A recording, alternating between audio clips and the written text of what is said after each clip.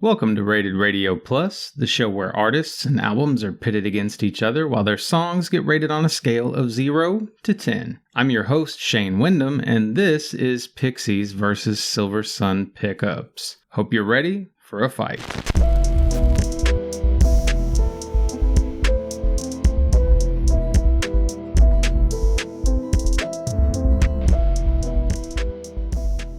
As always, the albums covered here were rolled at random, completely random from their discography of studio albums. And we are going to start with Silversun Pickups. Album I got from them was Neck of the Woods from 2012. Of the 11 tracks, I thought 10 were great, but none of those got a flawless rating. My bottom track was Make Believe, and my top track was The Pit. The music makes me feel like I just met Deftones and Radiohead's soft-spoken sibling. I'd recommend this artist to fans of Dredge, Kill Hannah, Coheed and Cambria, Early May, Metric, Lydia, This Day and Age, Fair to Midland, and Depeche Mode. Then we had the Pixies with the Doolittle album from 1989. Of the 15 tracks, I thought 5 were great. None of those got a flawless rating. My bottom track was Tame, and my top track was Hey. The music makes me feel like I'm watching a 90s alternative baby being born. I'd recommend this artist to fans of Sublime, The Clash, The Cure, Weezer, Early Smashing Pumpkins, Ramones,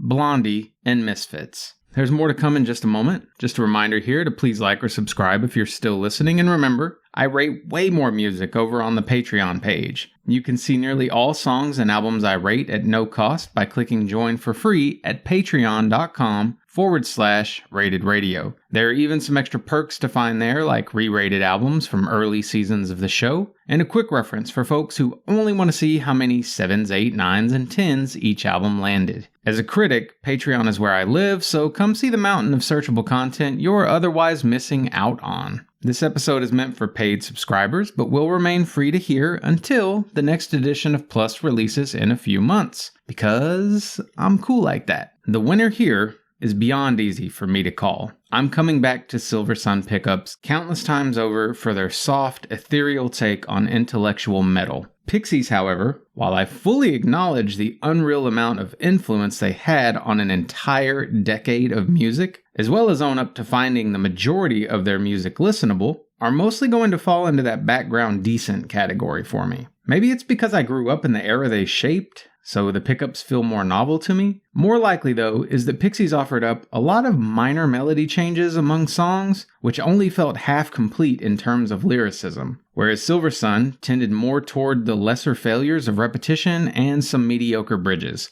What I think makes both of these groups so undeniable in terms of appeal, though, is their heavy focus on setting a mood via careful selection of instrumental tonalities. Each group's choices are quite different, but it fits the music they set out to make better than most other groups you'll encounter. And being someone who struggles to care enough about wanting to find that perfect guitar or vocal effect whenever I'm recording my own songs, believe me when I tell you that I respect those who have this quality in them. Songwriting's a lot like designing an addictive card game, but what these groups seem, at least if not more, interested in is having amazing art on each card. While Pixies have some unique mechanics in their game, such as the male-female vocal quirks and lyrical irreverence, SP has similar originality, but with heavier hooks in their game, making it the game that's easiest to continue turning to on music's game night. And not to beat a dead horse, but I also think the Doolittle album front-loads some of its weakest material, which doesn't make the best first impression. Neck of the Woods is listenable pretty much from start to finish, not counting the repetition near the ends of certain songs. Plus, that album has this anxious, foreboding quality to it that's very hard to forget, yet somehow not at all unpleasant. Think floating in a very dark swimming pool. Sorry if this makes it sound like I didn't enjoy Doolittle, by the way, because I actually did. The thing surprised me more and more as it went along, and even if it weren't for the hits and songs I'd heard covered or sampled by other groups, its instrumental foundation is outright pleasant to hear. Lack of melodic complexity be damned. Plus, I suspect that pretty much everyone who gets super into those best forgotten alternative tracks from the 90s sort of videos or playlists is going to be obsessed with the disc. But it's the Pickups for me, hands down. Sorry to whoever that disappoints, Neck of the Woods was the stronger listen though, even if it may never be thought of as more influential than Doolittle. Anyway, that's gonna do it for now. Until next time, fill your world with music. you.